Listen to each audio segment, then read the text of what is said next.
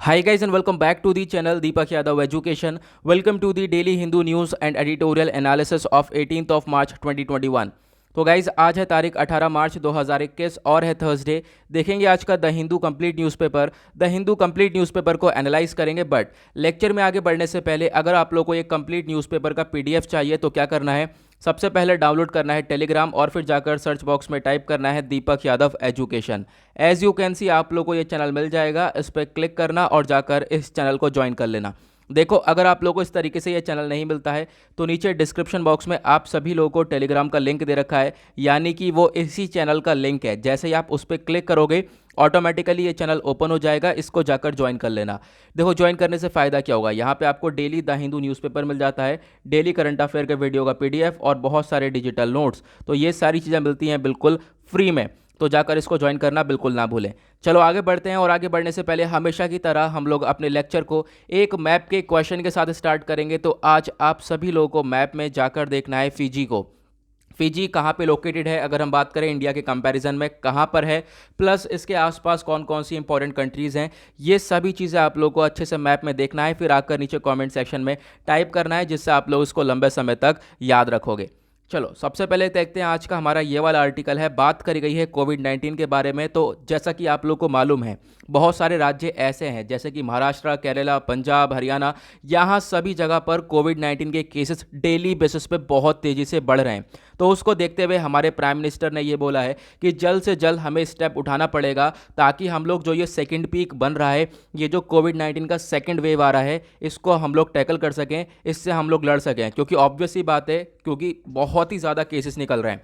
तो आप देख पाओगे इसमें बोला गया वार्निंग जो है, ये हमारे पास एक तो वार्निंग आ चुकी है क्योंकि कोविड-19 के केसेस लगातार जारी हैं, ठीक है। तो ये एक अनदर पॉसिबल वार्निंग हमारे पास आ चुकी है, प्लस जो है आने वाले टाइम पे अगर हमने इसको कंट्रोल नहीं किया तो ऑब्वियस ही बात है केसेस और ज़्यादा देखने को मिलेंगे। तो उसको रोकना है इमीडिएटली, यहाँ पे इनके द्वारा बोला गया हमें लोगों को स्टेप्स उठाने पड़ेंगे। सबसे पहले तो भाई इस चीज़ों को नज़रअंदाज मत करो, और यहाँ पे जो पीपल हैं वो बहुत लापरवाही दिखा रहे हैं, खासकर अगर हम बात करें महाराष्ट्र के अंदर बहुत लापरवाही दिखाई गई है। तो वो सारी चीज़ें ना हो, क्योंकि अगर जितनी हम लापरवाही दिखाएंगे उतना जो है यहाँ पर ये वायरस फैलने वाला है, ठीक है। उसके बाद इनके द्वारा एक और स्टेटमेंट दी गई, यहाँ पे बोला गया पीएम ने ये बोला कि जो 96% तक जो पेशेंट्स हैं इंडिया के अंदर वो रिकवर कर चुके हैं, ठीक है। कंट्री जो है काफ़ी अच्छी तरीके से वर्क कर रही है और सबसे कम डेथ हुई है कोविड-19 की वजह से भारत के अंदर। तो ये चीज़ ख़राब ना हो, और हम लोगों को क्योंकि जो हमने रिकॉर्ड बनाया है ये चीज़ ख़राब ना हो, ठीक है। तो इसी की वजह से हम लोग को स्टेप उठाना पड़ेगा ताकि जो है इस कोविड-19 के केसेस को रोक सकें। टेस्टिंग वगैरह बढ़ानी पड़ेगी, जो भी हमारे आरटीपीसीआर टेस्ट वगैरह है उसका रेट वगैरह बढ़ाना पड़ेगा। आरटीपीसीआर टेस्ट कौन से होते हैं, reverse transcription polymerase chain reaction इनकी फुल फॉर्म होती है। इसमें क्या होता है, आरएनए को कन्वर्ट कर दिया जाता है डीएनए में, ठीक है। इस वजह से यहाँ पर इसको हम लोग ये रिवर्स नाम आता है, ठीक है। तो यहाँ पे आरटीपीसीआर टेस्टिंग वगैरह है, जो भी इसको बढ़ा दिया जाए और जल्द से जल्द हम लोग कोशिश करें इसको ख़त्म करने की, प्लस और जो ये केसेस निकल रहे हैं इनको रोकने की। ओके, उसके बाद आता है नेक्स्ट आर्टिकल। यहाँ पे सुप्रीम कोर्ट ने बोला है, आप कह सकते हो सुप्रीम कोर्ट के द्वारा बताया गया जो सीरियस इशू है ये, अगर यहाँ पे क्या कर रही है सेंटर, अगर केंद्र सरकार 3 करोड़ राशन कार्ड्स को कैंसिल कर रही है तो एक बहुत बड़ा, बहुत ही सीरियस इशू होने वाला है। अब ये सारी चीज़ें कैसे मालूम चली हैं, पहले तो एक पेटिशन डाला गया है एक महिला के द्वारा जिनका नाम है कोहिली देवी, ठीक है। अब यहाँ पे आप देख पाओगे कोहिली देवी इनका नाम है। तो इनके द्वारा पेटिशन डाला गया, क्यों, क्योंकि ये महिला बहुत परेशानी में आ गई थी। इनका आप कह सकते हो इनकी बेटी की डेथ हो गई थी हंगर की वजह से, भूख की वजह से इनकी बेटी की डेथ हो गई थी, ठीक है, 2017 में। तो अभी इस सब चीज़ों को पेटिशन देखते हुए इन्होंने पेटिशन डाला और यही बोला कि जो ये राशन कार्ड्स हैं ये कैंसिल ना हो, क्योंकि यहाँ पर सेंटर क्या कर रहा है, ये 3 करोड़ राशन कार्ड कैंसिल कर रहा है, ठीक है। अगर हम बात करें ट्राइबल पीपल के जो है, पुअर पीपल के लिए जो है, अब यहाँ पे क्या बोला है सेंटर ने, इसके आप कह सकते हो अपोजिट में जवाब क्या दिया है अपना। सेंटर ने बोला है जो यूनियन ऑफ इंडिया है, ये आज के टाइम पर इन्होंने एक्सप्लेनेशन ये दिया कि जो ये राशन कार्ड कैंसिल हो रहे हैं इसके पीछे एक बहुत बड़ा रीज़न क्या है, टेक्नोलॉजी का इशू, ठीक है। टेक्नोलॉजी का बहुत बड़ा इशू है, जैसे कि आप देख सकते हो आइरिस आइडेंटिफिकेशन, यानी कि आंखों की टेस्टिंग वगैरह होती है तो आंखें टेस्ट नहीं हो पाती हैं, उसके अंदर प्रॉब्लम हो रही है, या फिर थंब प्रिंट के अंदर प्रॉब्लम देखने को मिल जाती है, ठीक है। या फिर आप देख पाओगे जो आधार कार्ड के उसमें प्रॉब्लम देखने को मिल जाती है, या फिर इंटरनेट कभी कभी नहीं चलता है। तो ऐसी प्रॉब्लम्स देखने के साथ ही साथ यहाँ पर ये सारी चीज़ें हो रही हैं, ठीक है। तो यहाँ पर ये जो है सरकार की तरफ से जवाब दिया गया, तो आप लोग देख पाओगे ऐसा एक्सप्लेनेशन दिया गया है। और यहाँ पर वही बेसिकली यही चीज़ बताई गई है कि जो टेक्नोलॉजी है उसी की वजह से जो है यहाँ पर ये चीज़ें इंप्लीमेंट नहीं हो पा रही हैं अच्छे से। फिर उसी के साथ साथ आप देख पाओगे एक इंपॉर्टेंट चीज़ ये भी है, राइट टू फूड विच, यहाँ पे ध्यान से सुनना, right to food which the ration card symbolized can not be curbed और cancelled because lack of Aadhaar. अगर किसी के पास आधार कार्ड नहीं है तो उसकी वजह से जो ये राइट टू फूड का सिस्टम है, किसी बंदे के पास अगर हक है, उसको राशन मिल रहा है, तो वो नहीं खत्म होना चाहिए। आपको दूसरे स्टेप्स निकालने पड़ेंगे अगर यहाँ पे टेक्नोलॉजी की प्रॉब्लम आ रही है तो। ओके, तो यहाँ पर ये स्टेटमेंट दिया गया है। तो आई होप आप लोगों को यहाँ पे क्लियर हुआ होगा ना। उसके बाद नेक्स्ट आर्टिकल आप देख पाओगे, छोटा सा आर्टिकल है, आगे भी डिस्कस किया गया है, लेकिन फिलहाल मैं आपको यहाँ पे बता देता हूँ, एक ओवरव्यू दे देता हूँ। क्या बात करी गई है, कोविड-19 के केसेस लगातार बढ़ रहे हैं, सभी को मालूम है, लगातार 7वां दिन आ चुका है जब केसेस लगातार बढ़ते हुए नजर आ रहे हैं। आप देख पाओगे मतलब 7वां दिन कैसा है, हाईएस्ट, मतलब एक पहले दिन होंगे 20,000, फिर उसके बाद 22, फिर 23, मतलब हाईएस्ट लगातार बढ़ते जा रहे हैं। आप देख पाओगे ये जो कल का डेटा है वो है 28,903 केसेस का, तो बहुत तेज़ी से केसेस बढ़ रहे हैं। उसके बाद यहाँ पे आप देख पाओगे नेक्स्ट आर्टिकल में बात करा गया है, India known as first reliable responder. अब यहाँ पे क्या बात करी गई है, बेसिकली जो हमारे एक्सटर्नल अफेयर मिनिस्टर हैं एस जयशंकर प्रसाद जी, इन्होंने बोला है कि इंडिया एक बहुत ही रिलायबल और रेस्पॉन्डर कंट्री है। कैसे? क्योंकि कोविड-19 के समय पर बहुत ज़्यादा हेल्प करी है इंडिया ने बाकी सारी कंट्रीज़ की।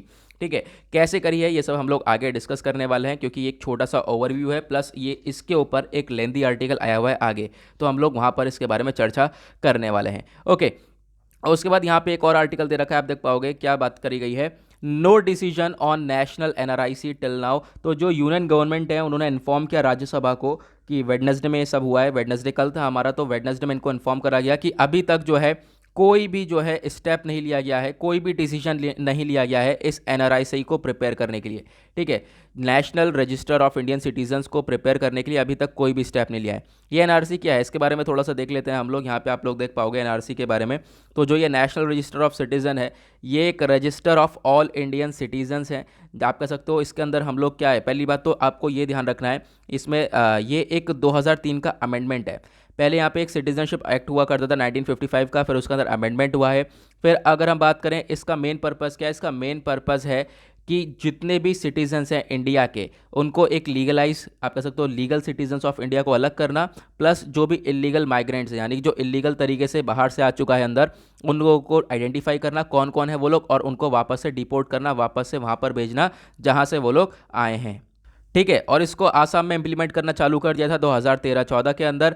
और अब यहाँ पर गवर्नमेंट का प्लान ये है कि इसको हम लोग पूरे कंट्री के अंदर, पूरे रेस्ट ऑफ द कंट्री के अंदर इंप्लीमेंट करें साल 2021 में, ताकि हम पता लगा सकें कौन लीगल सिटीजन्स है, कौन इंडियन सिटीजन्स है, कौन इलीगल माइग्रेंट्स हैं। ठीक है, तो यहाँ पर ये था इसका कॉन्सेप्ट। चलो आगे बढ़ते हैं। नाउ आते हैं पेज नंबर 8 की तरफ। आपका होगा डायरेक्ट पेज नंबर 8 पर। हाँ, तो बीच में इंपॉर्टेंट आर्टिकल्स नहीं है, बट जो एडिटोरियल वाला सेक्शन है उसको हम लोग लास्ट में डिस्कस करेंगे। एडिटोरियल होता भी बहुत ज़्यादा इंपॉर्टेंट है। चलो, सबसे पहले यही वही आर्टिकल्स रिपीटेडली बताए गए हैं जो कि हमने अभी डिस्कस किया कि पीएम ने बोला है हमारे क्विक स्टेप्स लेने पड़ेंगे, क्योंकि डेली बेसिस पे कोविड-19 के केसेस बढ़ते हुए नजर आ रहे हैं। उसी के साथ साथ सुप्रीम कोर्ट ने यहाँ पे बोला कि एक बहुत बड़ा सीरियस इशू है अगर सेंटर जो है 3 करोड़ राशन कार्ड को कैंसिल कर चुकी है तो। ठीक है, तो यहाँ पर एक बहुत बड़ा इशू है, यहाँ पर सुप्रीम कोर्ट के द्वारा बताया गया क्या क्या इशू है, ये मैंने अभी आप लोगों को बता दिया ना। उसके बाद आता है पेज नंबर 9 के ऊपर एक आर्टिकल, यहाँ पे आप देख पाओगे जो पाकिस्तान के पीएम हैं, कौन है, इमरान खान, इनके द्वारा बोला गया इंडिया को अपना एक स्टेप उठाना चाहिए ताकि शांति बनाया जा सके पाकिस्तान और इंडिया के बीच में। और इनके द्वारा एक ही चर्चा करी जाएगी, आप सभी लोगों को मालूम है, कश्मीर को लेकर। वही बोला गया है कि कश्मीर को आप कह सकते हो जो आज के टाइम पर इतने ज़्यादा रिस्ट्रिक्शंस में डाल रखा है, इनके द्वारा ये कहना है तो वहाँ पर ये सारी चीज़ें हटा दी जाएँ। जैसे कि आर्टिकल 370 लाया गया तो उसको हटा दिया जाए। इसकी वजह से बहुत सारी प्रॉब्लम हो रही है इंडिया और पाकिस्तान के रिलेशंस को लेकर। ठीक है, तो यहाँ पे आप देख पाओगे इनके द्वारा यही बोलना है, और बहुत सारी चीज़ें इनके द्वारा यही बार बार चीज़ें रिपीटली बोली गई हैं। और आप ज़्यादातर देखोगे कहीं भी अगर मीटिंग होती है, कोई सी भी समिट होती है, कोई भी मीटिंग होती है, तो इनके द्वारा यही मुद्दा उठाया जाता है, इंडिया को लेकर इन्हें कश्मीर से बहुत ज़्यादा परेशानी है। आप देख पाओगे जगह जगह पर वही चीज़ों के बारे में मैंशन करा गया है। ठीक है, तो बेसिकली यहाँ पे इनके द्वारा कहना है अगर कश्मीर में जो चीज़ें, जो कश्मीर के इशू अगर रिजॉल्व हो जाते हैं तो इंडिया और पाकिस्तान के भी इशू भी रिजॉल्व हो जाते हैं, रिजॉल्व हो जाएंगे। उसके बाद आप देख पाओगे अभी हाल ही में इंडिया और पाकिस्तान ने मिलकर जो आप कह सकते हो बॉर्डर पर है सीज़ फायर जो एग्रीमेंट है उसको फॉलो करने की बातचीत करी है। यानी कि अभी हम लोग क्या मतलब कि इंडिया और जो पाकिस्तान है वो लोग अब बॉर्डर पर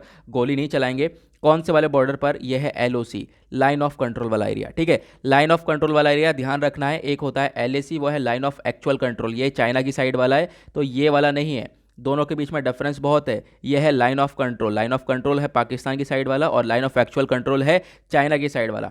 ठीक है, उसके बाद इनके द्वारा वापस से कश्मीर की बातचीत करी जा रही है, इस वजह से मैंने ज़्यादा इसको हाईलाइट नहीं करा गया। फिर एट द लास्ट यहाँ पे इनके द्वारा ये बोला गया, जो इंडिया का डिसीजन था, आप कह सकते हो कि आर्टिकल 370 को लेकर, इसकी वजह से भी बहुत ज़्यादा प्रॉब्लम्स आ सकती है इंडिया पाकिस्तान की, आप कह सकते हो रिलेशंस में प्रॉब्लम आई भी है और आने वाले टाइम पे भी आएंगी।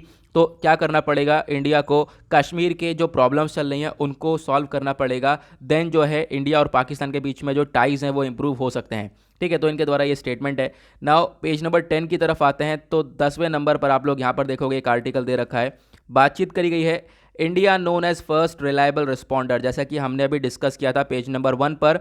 तो जो हमारे एक्सटर्नल अफेयर मिनिस्टर हैं S जयशंकर प्रसाद जी, इनके द्वारा बताया गया इंडिया एक पहला और रिलायबल रिस्पॉन्डर रहा है कोविड-19 के क्षेत्र में। अगर हम देखें कोविड-19 वैक्सीन के टाइम पे हमने लगभग इन वैक्सीन्स को 72 कंट्रीज़ को प्रोवाइड करवाया, 72 कंट्रीज़ को दिया है हमने ये वैक्सीन।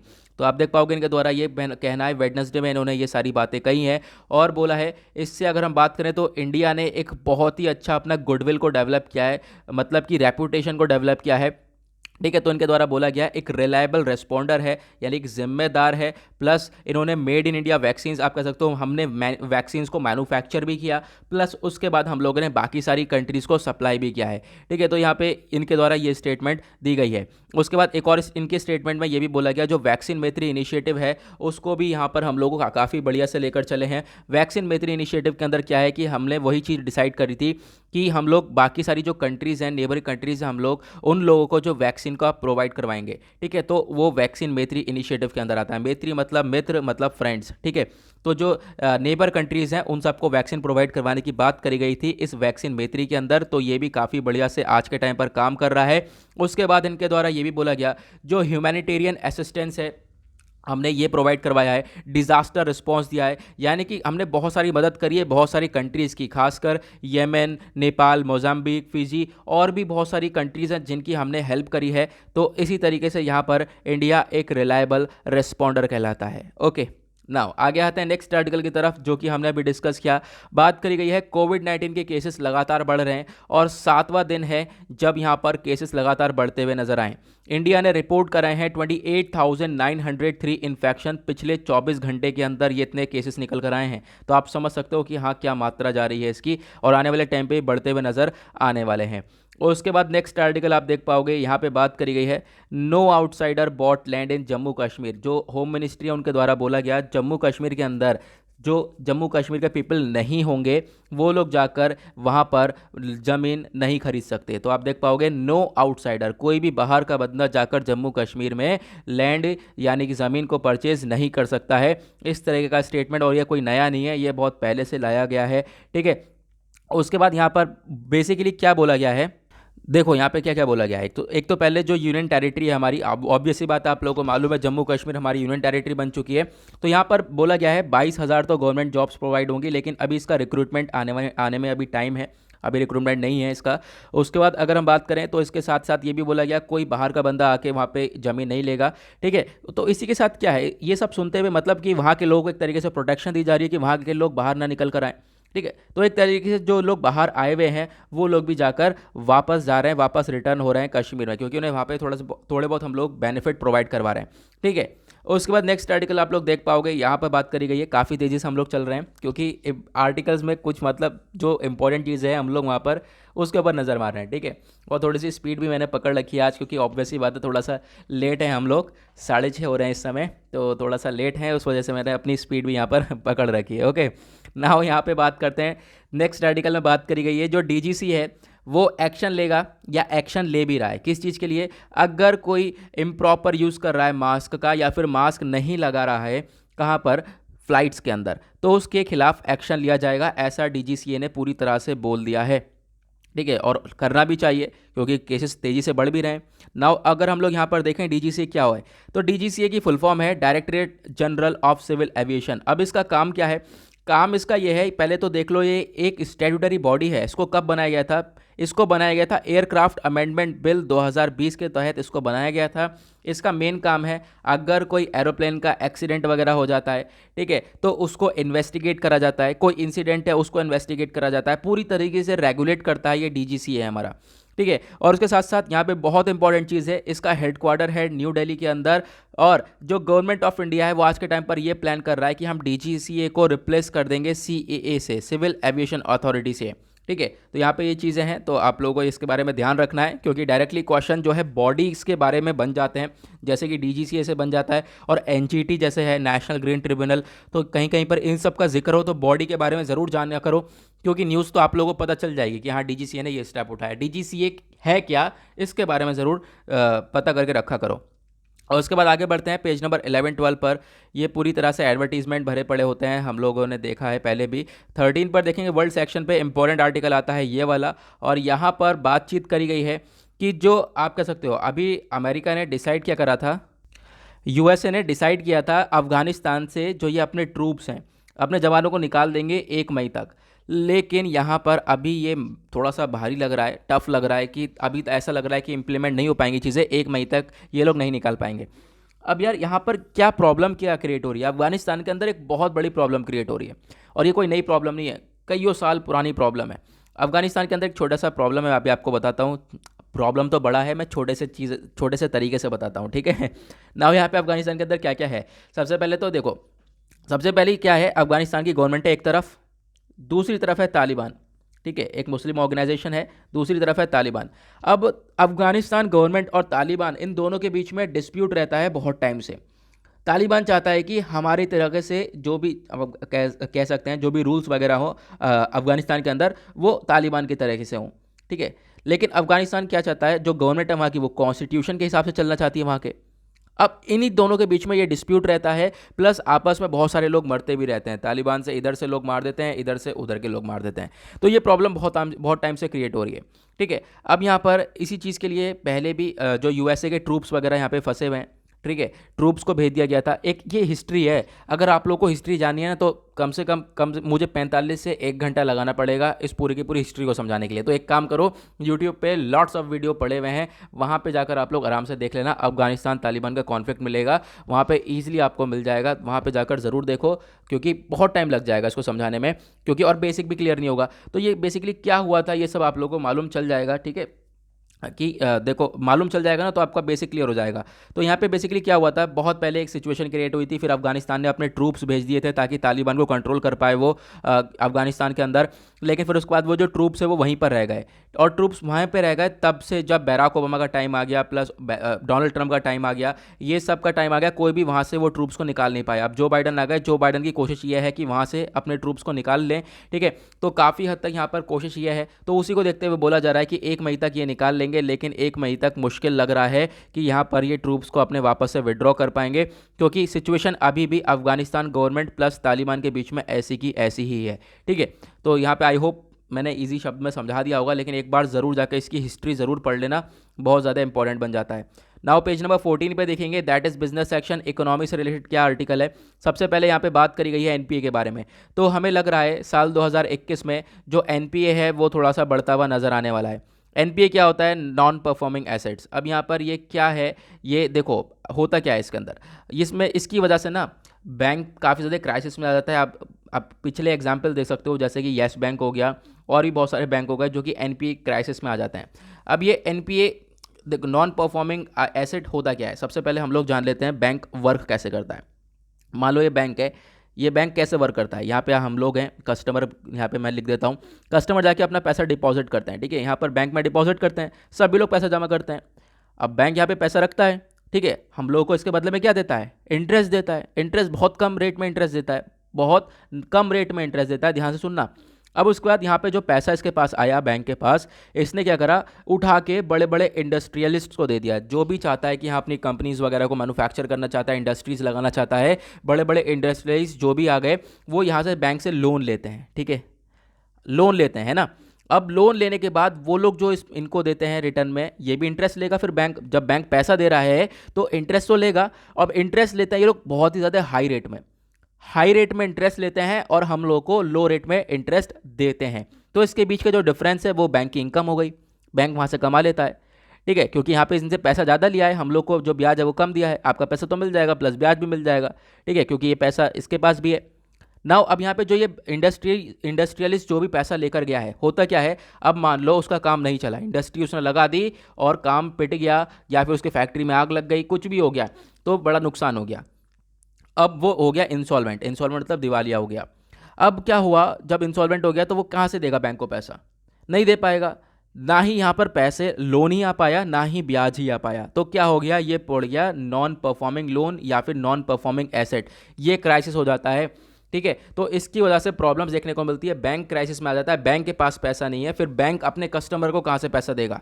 ठीक है, तो आप देख पाओगे यही बोला जा रहा है, जो बेड डेप्ट्स वगैरह हैं वो लग रहा है कि थोड़े से बढ़ जाएंगे, जो एनपीए वगैरह है, नॉन परफॉर्मिंग एसेट्स हैं, वो हमें बढ़ते हुए नज़र आने वाले हैं आने वाले थोड़े टाइम में। तो आप देख पाओगे फॉर एग्जांपल अभी हाल ही में येस बैंक का यही हाल हुआ था। ठीक है, चलो अब चलते हैं अपने एडिटोरियल सेक्शन की तरफ। नाउ आते हैं एडिटोरियल पर। तो मेनली आज के हमारे 4 एडिटोरियल हैं जिन्हें हमें डिस्कस करना है, जो इंपॉर्टेंट भी हैं लेकिन उसमें से भी एक इंपॉर्टेंट नहीं है। तो हम लोग बात करेंगे सबसे पहले, तो यहाँ पे वैक्सीन के बारे में बातचीत करी गई है, तो वही चीज़ बार बार यार वैक्सीन के बारे में पढ़ते पढ़ते पक गए होंगे। ये है किस चीज़ के बारे में, मैंने कल भी पढ़ाया था। ठीक है, देखो अभी तक हम लोग काफ़ी अच्छी मात्रा में डोज वगैरह दे चुके हैं वैक्सीन की, सब कुछ बढ़िया चल रहा है, हम लोगों ने एस्ट्राजेनेका वैक्सीन को मैन्युफैक्चर भी कर रखा है, सब काम बढ़िया से चल रहा है। लेकिन अभी हाल ही में क्या हुआ, जो यूरोपियन यूनियन के अंदर जो कंट्रीज़ हैं उन्होंने इस एस्ट्राजेनेका वैक्सीन को सस्पेंड करना चालू कर दिया। उन्होंने बोला कि हम लोग इस वैक्सीन का इस्तेमाल नहीं करेंगे। क्यों? क्योंकि इससे एक प्रॉब्लम नज़र आ रही थी, वो ही ब्लड क्लॉटिंग की। ठीक है, कौन सी प्रॉब्लम? ब्लड क्लॉटिंग की। तो यहाँ पे यूरोपियन कंट्रीज़ ने बोला कि ब्लड क्लॉटिंग हो रहा है इस वैक्सीन का इस्तेमाल करके, तो हम लोग इस वैक्सीन को सस्पेंड कर रहे हैं। ब्लड क्लॉटिंग बेसिकली क्या होता है, आप देख पाओगे ना, हाथ पे हो जाता है, पैर पे हो जाता है, कहीं पे भी हो जाता है, शरीर में ना ऊपर से नजर आने लगता है, तो थोड़ा सा खाल के अंदर ना खून जमने से लगता है। ठीक है, तो एक प्रॉब्लम क्रिएट हो जाती है। तो यहाँ पे ब्लड क्लॉटिंग की प्रॉब्लम आ रही है, ऐसा यूरोपियन कंट्रीज़ ने बोला और उसके साथ साथ वैक्सीन को सस्पेंड कर दिया। लेकिन उसके कुछ टाइम बाद जब रिसर्चेस वगैरह हुई, तो जो WHO है प्लस यूरोपियन मेडिसिन एजेंसी है, इन्होंने मिलकर डिसाइड कर लिया कि ऐसा कोई भी लिंक नहीं है, ऐसी कोई भी प्रॉब्लम क्रिएट नहीं हो रही है, और हो भी रही है किसी के अंदर तो वो बहुत ही ज़्यादा रेयर केसेस हैं। ठीक है, बहुत ही ज़्यादा कम ही से देखने को मिल रहा है, और जिसके अंदर देखने को मिला है तो उसके अंदर प्लेटलेट्स वगैरह की डेफिशिएंसी है, उसके अंदर पहले से ही कुछ प्रॉब्लम है, उसी की वजह से ये प्रॉब्लम देखने को मिल रही है। अदरवाइज ये वैक्सीन सिक्योर है, तो उसी के बारे में बताया गया है। नाउ यहाँ पे उसी चीज़ को देखते हुए ये बोला है, पब्लिक ट्रस्ट एक बहुत ही बड़ा की इंग्रेडिएंट है। अगर आप लोगों को सक्सेसफुली वैक्सीनेशन प्रोग्राम चलाना है तो पब्लिक ट्रस्ट की बहुत ज़्यादा ज़रूरत है। ठीक है, उसी की चीज़ को यहाँ पर देखते हुए बोला गया। हालांकि वैक्सीन सही है, वैक्सीन सही काम कर रही है, लेकिन यहाँ पर थोड़ी सी गलतफहमी की वजह से उस वैक्सीन की आप कह सकते हो रेपुटेशन वगैरह थोड़ी सी डाउन हो गई है फिलहाल। लेकिन अभी यहाँ पर सारी चीज़ें जो हो चुकी हैं, रिसर्चेस वगैरह, WHO और जो यूरोपियन की मेडिकल एजेंसी है, इन सब लोगों ने डिसाइड कर लिया है कि हाँ सही है वैक्सीन। ओके, ना उसके बाद आता है नेक्स्ट आर्टिकल। बात करी गई है एक आप कह सकते हो कि एक एग्रीमेंट के बारे में। एक एग्रीमेंट है इंडिया और फिलीपींस के बीच में, प्लस उसके साथ साथ जानेंगे ब्रह्मोस मिसाइल के बारे में, और उसके साथ साथ इंडिया के डिफेंस सेक्टर के बारे में। तो 3-4 एस्पेक्ट्स है इस आर्टिकल के अंदर, काफ़ी इंपॉर्टेंट बन जाता है। तो यहाँ पे बात करी गई है, इंडिया आज के टाइम पर एक काफ़ी अच्छा ग्रो करता हुआ बात कर सकते हो, डिफेंस सेक्टर में ग्रो कर रहा है, और इंडिया ने काफ़ी अच्छी तरीके से अपनी ब्रह्मोस मिसाइल को एक्सपोर्ट किया है। तो पहली कंट्री बन चुकी है जो कि भारत के ब्रह्मोस मिसाइल को खरीद रही है, वो कौन है? वो है फिलीपींस। ठीक है, और भी बहुत सारी कंट्रीज अपना इंटरेस्ट दिखा रही हैं कि हाँ हम लोगों को भी चाहिए ये मिसाइल, लेकिन अभी हम लोगों ने सबसे पहले किसको दिया है? फिलीपींस को हम एक्सपोर्ट कर रहे हैं। ठीक है, तो आप लोग देख पाओगे एक एग्रीमेंट हो चुका है, उसके बारे में बताया है। इंडिया और फिलीपींस की ने एक एग्रीमेंट साइन किया है, किस चीज़ को लेकर? ब्रह्मोस मिसाइल को लेकर। जो ब्रह्मोस क्रूज मिसाइल है ये हम लोग एक्सपोर्ट करेंगे, किसे? फिलीपींस को देंगे। ठीक है, और इससे हमारी काफ़ी वाहवाही भी हुई है यार, ऑब्वियस सी बात है, बहुत सारी लोगों ने जाना भी है इस मिसाइल के बारे में, बहुत सारे लोगों को पसंद भी आया है। तो सबसे पहले आप देख लेते हैं क्या खास बात है इस मिसाइल के अंदर, क्या फीचर हैं। तो जो रिसर्च और डेवलपमेंट है ब्रह्मोस मिसाइल सिस्टम का, ये स्टार्ट हो गया था 1990s में, इसके ऊपर रिसर्चेस वगैरह स्टार्ट हो गई थी। नाउ जो ये ब्रह्मोस एरोस्पेस लिमिटेड है, ये एक जॉइंट वेंचर है, यानी कि जॉइंट कंपनी है किस किस के बीच में, आप कह सकते हो, मतलब जॉइंट कंपनी नहीं, जॉइंटली तरीके से बनाया गया है। किस किस के द्वारा? एक तो DRDO defence research development organisation, और दूसरा है joint stock company military industrial consortium. तो इन लोगों के द्वारा यहाँ पर मिलकर काम करा गया है। ठीक है, तो यहाँ पर एक तरीके से आप कह सकते हो हमने रशिया की भी हेल्प ली है इसके अंदर, रशिया की हेल्प से, और हमने ये सामान इस्तेमाल करके जो है इस मिसाइल को डेवलप किया है। और ये जो मिसाइल है ये पहली सुपरसोनिक क्रूज मिसाइल है और इसकी स्पीड बहुत ही ज़्यादा तगड़ी है। 2.8 मार्क इसकी स्पीड है और यहाँ पे ये बोला गया है almost 3 times of the speed of sound, यानी कि जो साउंड की स्पीड होती है उससे भी 3 गुना ज़्यादा जो है इस मिसाइल की स्पीड होने वाली है। ये जो मिसाइल पहले वाली थी इसकी 290 किलोमीटर का आप कह सकते हो रेंज था। नाउ अब जो नया वर्जन है उसका 400 किलोमीटर तक का रेंज है। 400 किलोमीटर तक का हम लोग इस मिसाइल को लॉन्च कर सकते हैं, ठीक है। उसके बाद यहाँ पे आप देख पाओगे इस ब्रह्मोस मिसाइल से बहुत ज़्यादा बेनिफिट मिलने वाले हैं। ऑब्वियस सी बात है, चाइना के पास एक उसकी आप कह सकते हो तगड़ी सी मिसाइल है। कौन सी है? जिसका नाम काफ़ी ज़्यादा फेमस है, J-20 फाइटर एयरक्राफ्ट। तो ये जो एयरक्राफ्ट है इसके स्पीड है मार्क 2, तो इससे भी ज़्यादा पावरफुल है हमारे ये भारत की ब्रह्मोस मिसाइल। तो यहाँ पे ईजिली हम टारगेट कर सकते हैं चाइनीज़ के J-20 फाइटर एयरक्राफ्ट को, ठीक है। उसके बाद यहाँ पे ये भी बोला गया जो अर्ली नेवल और लैंड वेरिएंट्स हैं ब्रह्मोस के, ये हमने अपने भारत की नौसेना को भी दिए हैं और भारत की थल सेना को भी दिए हैं। 2005 में नौसेना में इंक्लूड किए हैं और 2007 में भारत की इंडियन आर्मी के अंदर भी हमने इसको इंक्लूड किया है। उसके बाद इसके टेस्ट वगैरह सक्सेसफुली हो चुके हैं। 2017 नवंबर में हमने एक टेस्ट किया था और हमने टेस्ट किया था किससे? एक फाइटर जेट है हमारे पास सुखोई 30 MKI, तो उससे हमने ये टेस्ट किया था और सक्सेसफुली हो गया था और बहुत ही शानदार ये मिसाइल निकली थी। नाउ अब मिसाइल शानदार थी, बहुत पसंद आई लोगों को, तो उसको हमने एक्सपोर्ट करने की सोचा। अब हमने शुरू कर दिया इसको एक्सपोर्ट करने के लिए। तो एक्सपोर्ट हमने शुरू ही किया हमने अभी सबसे पहली कंट्री को साथ एग्रीमेंट किया है। कौन सी? फिलीपींस के साथ एग्रीमेंट किया है। और इससे क्या हो सकता है, इंडिया अपना डिफेंस एक्सपोर्ट को ग्रो कर सकता है। इंडिया का डिफेंस एक्सपोर्ट काफ़ी अच्छी तरीके से बढ़ सकता है, ठीक है। तो इंडिया का एक टारगेट है $5 बिलियन का, तो हम लोग 2025 तक इसको भी अचीव कर सकते हैं अगर हम इसी तरीके से चलेंगे तो। क्यों? इसके पीछे का रीज़न ये है, अभी तो फिलीपींस खरीद रहा है और उसके बाद अगर हम बात करें तो वियतनाम, फिलीपीन, इंदौर और UAE, Argentina, Brazil, south Africa, ये सब अपना इंटरेस्ट दिखा रहे हैं इस मिसाइल को खरीदने के लिए, ठीक। अब यहाँ पर एक जियो पॉलिटिकल इम्पैक्ट भी क्या है, देखो ब्रह्मोस मिसाइल जो है फिलीपींस खरीद रहा है। क्यों? क्योंकि फिलीपींस के रिलेशन चाइना के साथ सही नहीं है। पास में पड़ता है फिलीपींस चाइना के, तो वहाँ पे रिलेशन भी सही नहीं है क्योंकि चाइना अपना बार बार टेरिटोरियल कॉन्फ्लिक्ट देखने को मिलता है। अगर हम बात बोले साउथ चाइना सी में, तो फिलीपींस के साइड में जो एरिया है, जो समुद्र है, चाइना बोलता है ये मेरा एरिया है, ठीक है। सभी जगह पर चाइना अपना दबदबा दिखाने की कोशिश करता है, फिलीपींस को कंट्रोल करने की कोशिश करता है, तो उसकी वजह से भी जो फिलीपींस है वो यहाँ पर ये मिसाइल परचेज कर रहा है। उसके बाद अब यहाँ पे क्या क्या प्रॉब्लम्स हैं, पॉसिबल हर्डल्स, क्या क्या दिक्कतें आ सकती हैं, उसके बारे में बात करें तो USA सबसे बड़ी प्रॉब्लम क्रिएट करता है। USA अपना कार्टसा सैंक्शन इस्तेमाल कर सकता है। कार्टसा की फुल फॉर्म है countering America's adversaries through sanctions act, ठीक है। तो कार्टसा एक्ट यानी कि अमेरिका अपना सैंक्शंस लगाकर ये इस्तेमाल कर सकता है, ये एक्ट इस्तेमाल कर ये एक्ट इस्तेमाल करके सैंक्शंस लगा सकता है और ये भारत पे भी लगा सकता है। क्यों?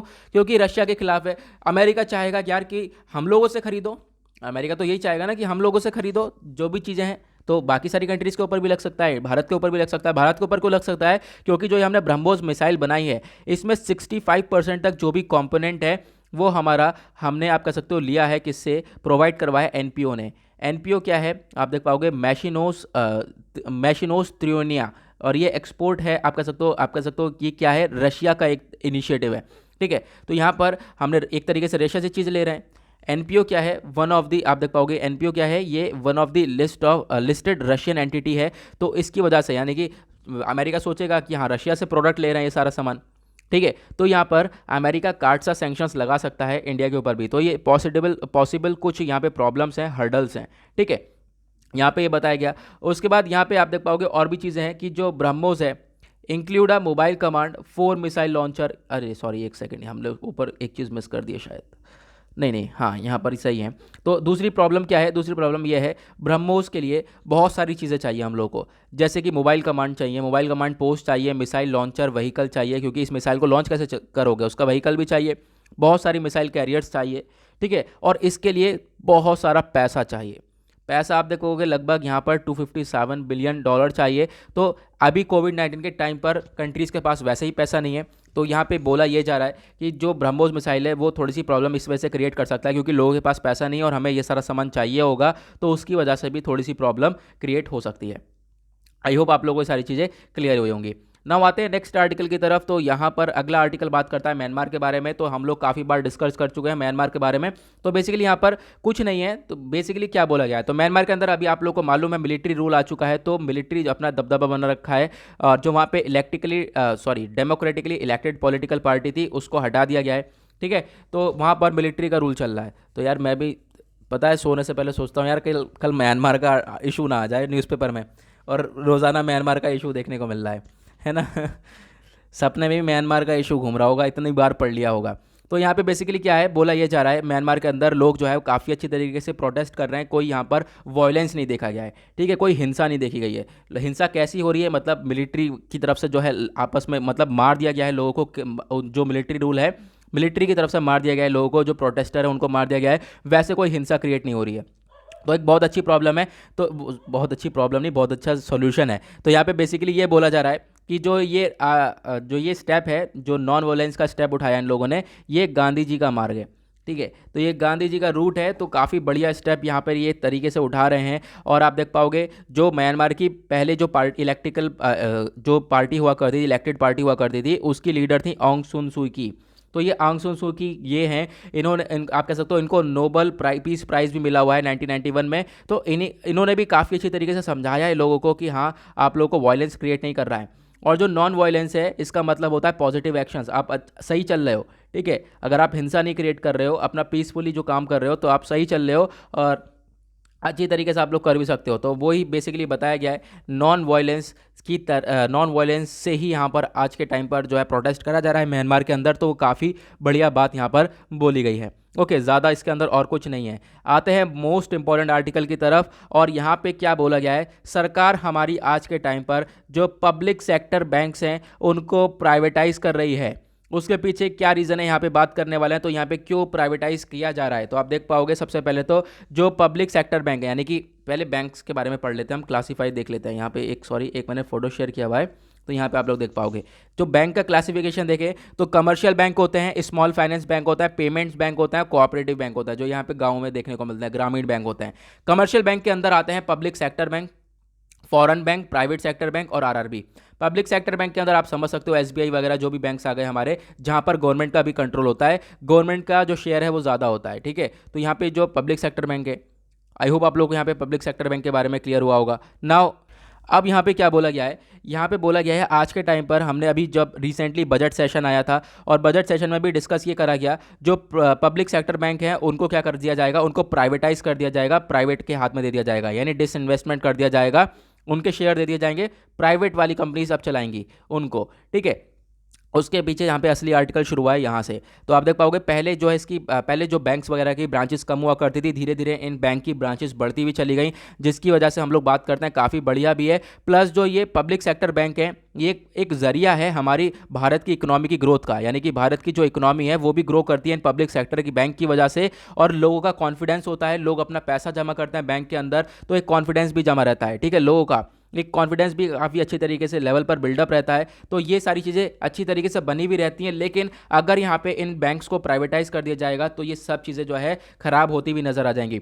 तो अगर हम बात करें इंडिया के अंदर पब्लिक सेक्टर बैंक की अर्निंग भी काफ़ी बढ़िया है, पिछले साल से बड़ी है अर्निंग, लेकिन उसके बावजूद भी यहाँ पे क्यों कर रहे हैं हम लोग यहाँ पर ये पब्लिक सेक्टर बैंक को उसके बावजूद भी हम लोग क्यों वहाँ पर डिसइन्वेस्टमेंट कर रहे हैं, क्योंकि यहाँ पे सबसे बड़ा रीज़न है एनपीए का। सरकार के द्वारा एनपीए का सबसे बड़ा रीज़न दिया गया है कि नॉन परफॉर्मिंग एसेट यहाँ पर सबसे ज़्यादा देखने को मिलता है, जो कि मैंने अभी आप लोगों को समझाया, लोन चले जाता है और लोन वो डूब जाता है, बैंक के पास पैसा नहीं आता। फिर उसके बाद क्या हो गया, आप कह सकते हो ठीक है पैसा डूब गया, बैंक ने पैसा दे दिया इंडस्ट्रियलिस्ट को, पैसा डूब गया, अब यहाँ पे भरपाई कौन करेगा, भरपाई तो सरकार करेगी ना, वरना तो बैंक डूब जाएगा पूरी तरह से। बैंक को उठाने के लिए सरकार को पैसे देने पड़ेंगे।